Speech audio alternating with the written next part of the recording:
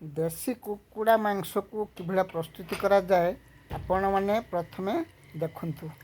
प्रथमे मु देशी कुकुड़ा को लेग पीस मु मार्केट रू नहीं आसी से लंका हलदी लुण तेल मिसई मैग्नेट करिछि।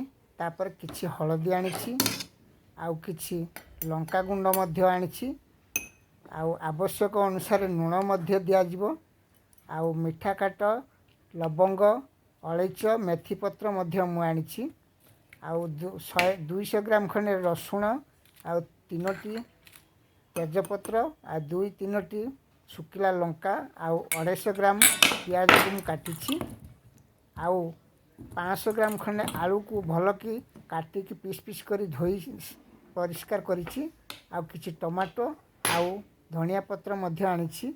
एई सब मिसई मांस प्रस्तुति करा जिवो। या परे मु 500 ग्राम सोरिष तेल आनिछि। एई मांस तरकारी रे दिया जिवो देले